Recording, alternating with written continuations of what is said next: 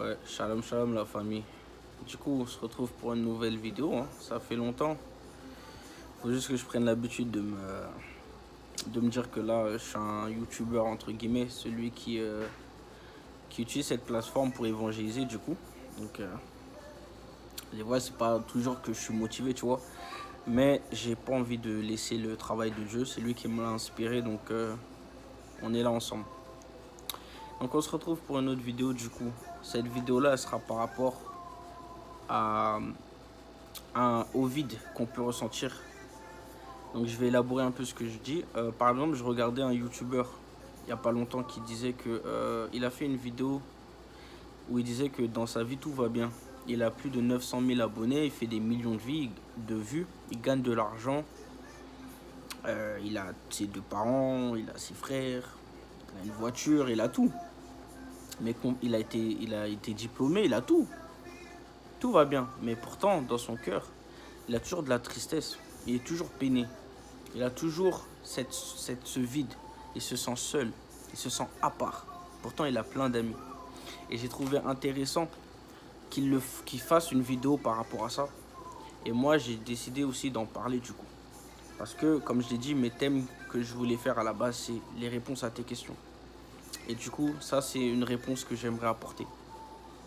Ok. Surtout que ce sujet-là, je pense qu'elle concerne beaucoup d'entre nous. Parce que moi-même, je te cache pas que voilà, moi j'ai beaucoup ressenti ça. Il y a les gros gaillards qui voudront faire genre et ils ont jamais ressenti ça, mais c'est pas vrai. Tu vois, il y en a, ils plongent leur vide, ils noient leur vide, peut-être dans l'alcool ou bien dans le sexe ou bien dans la drogue ou dans des choses comme ça. Mais en vrai, si tu remarques bien quand tu as commencé ces choses-là, il y avait forcément un truc qui t'a poussé à le faire. Et des fois, il y a quelque chose qui te maintient dedans. Et des fois, c'est le vide.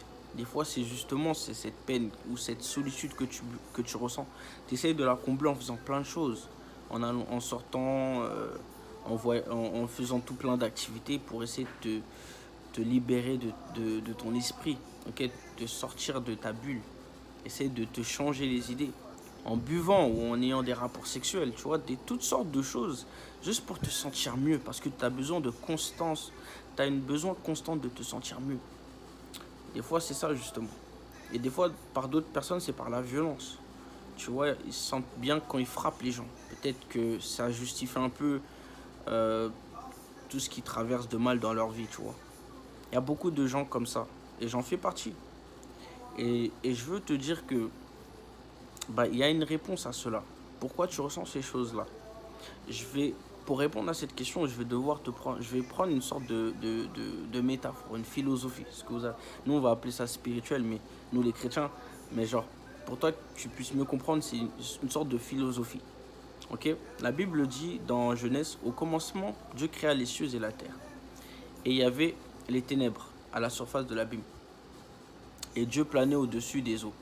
Donc, j'aimerais que tu puisses prendre le fait que tu puisses retenir le mot ténèbres.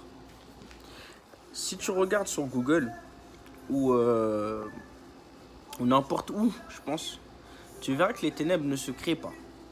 C'est-à-dire que tu ne peux pas créer les ténèbres. Les ténèbres est déjà là. Le noir existe déjà. En fait, j'irais même jusqu'à te dire que en fait, tu peux déterminer les ténèbres par la lumière ou par l'absence de lumière. Tu comprends ce que je veux dire? C'est-à-dire que tu peux jamais savoir à quel point il fait noir s'il n'y a pas un minimum de lumière. Tu vois ce que je veux dire? C'est impossible de savoir à quel point il fait noir s'il n'y a pas un minimum de lumière. En fait, les ténèbres, c'est l'absence de lumière, justement. Tu vois ce que je veux dire? Et pourquoi je te dis ça? Parce que ce ténèbre que tu ressens, c'est l'absence de lumière. Comme je te dis, je parle de manière philosophique. L'absence de lumière qui veut dire Jésus. Je te prendrai une autre verset qui parle ça c'est dans 1 Jean. La Bible dit au commencement était la parole était avec Dieu et la parole était Dieu. Tout a été fait avec elle, rien n'a été fait sans elle. En elle, il y avait la vie. Et cette vie était la lumière, en gros, la lumière du monde. Ok, elle est venue dans le monde, mais le monde l'a rejetée. Ok, donc ça c'est très métaphorique, très philosophique, mais c'est pourtant réel. C'est un fait réel. Jésus est cette lumière. Ok? Jésus, on parle de Jésus comme étant le consolateur, comme étant le prince de paix. Pourquoi le prince de paix? C'est lui qui peut t'apporter la paix, la consolation, la joie. Pour ceux qui me connaissent, il y a une phrase que je dis beaucoup, je disais beaucoup, c'est que je suis un homme joyeux, mais je ne suis pas forcément heureux. Ou je ne l'étais pas du moins. Pourquoi? Parce que tu peux me voir, je peux rire avec toi, je peux délirer avec toi, je peux rigoler tout le temps. Mais ce n'est pas toujours ce qui se passe à l'intérieur de moi. Pourquoi? Parce que je n'avais pas forcément fait de Jésus ma priorité. Ou je n'avais pas forcément fait de Jésus le centre de mon univers. J'avais envie de vivre ma vie, j'avais envie de faire les choses que je voulais. Et parfois, justement, je ressentais ce genre de vide. J'avais une peine. Je pensais que c'était par rapport à ma vie. Mais même quand ma vie allait mieux, je ressentais ce vide.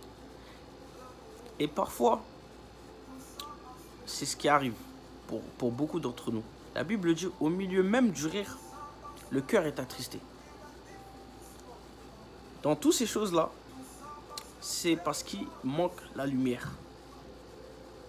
Parce que les ténèbres, nous, comme j'ai dit, je parle de manière philosophique, les ténèbres, ça représente la dépression, ça représente la tristesse, ça représente la solitude, ça représente la mélancolie, ça représente le vide, ce besoin constant de vouloir toujours être dans les choses comme de l'alcool, la drogue, la violence.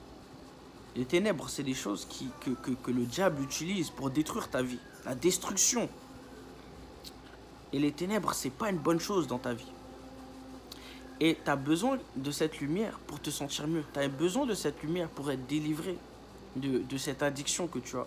Tu as besoin de cette lumière parce que cette lumière-là, c'est avec elle seulement que tu trouveras ta joie parfaite. Une autre phrase que la Bible dit, et c'est pour ça que j'aime la Bible parce qu'il y a les réponses à tout. Tu peux boire de l'eau.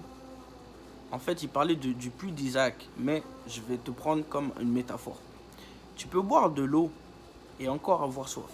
Mais si tu bois l'eau de Christ, tu n'auras plus jamais soif. Je vais t'expliquer cette phrase.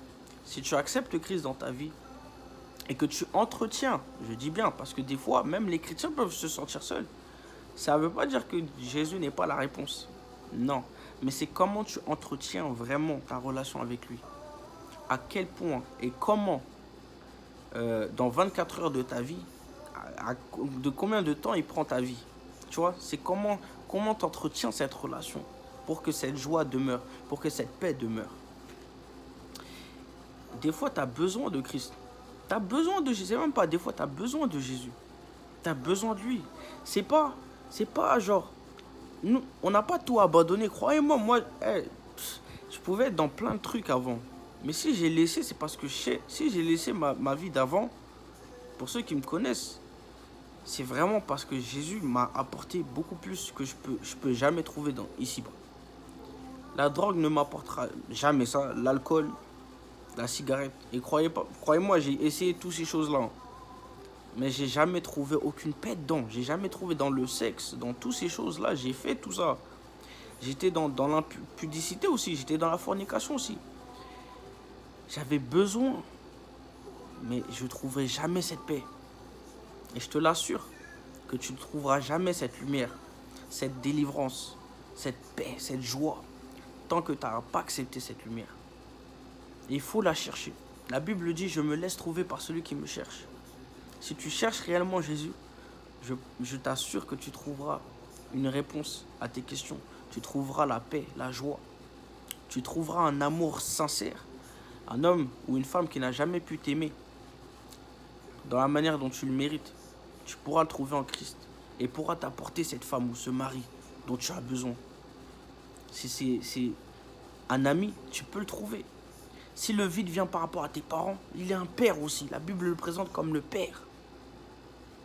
Abba, c'est un père pour toi. Il y a tout ce que tu désires ou que tu n'as pas, que tu peux trouver en Christ.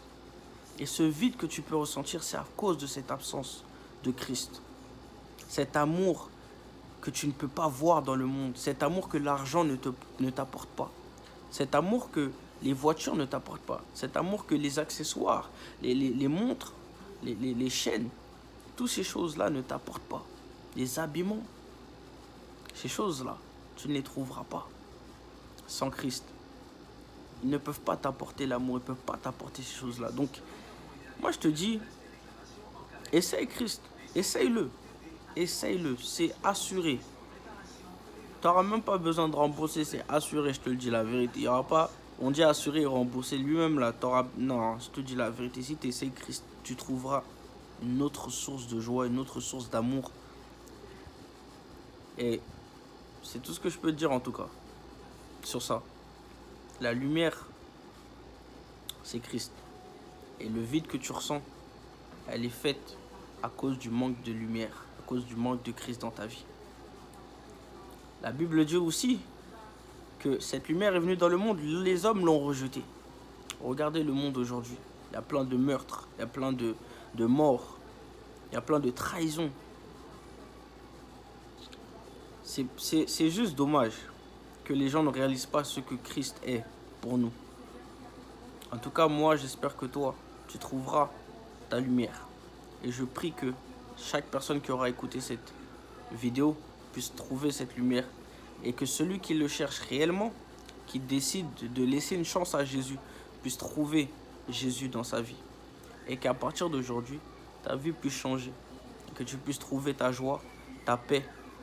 Et que tu puisses avancer dans la vie en étant heureux. Donc voilà. C'était la prière que je voulais faire. C'était la vidéo aussi que je voulais faire. C'est le sujet que je voulais aborder. J'espère que vous serez bénis. Et on se retrouve pour une prochaine vidéo. Ciao.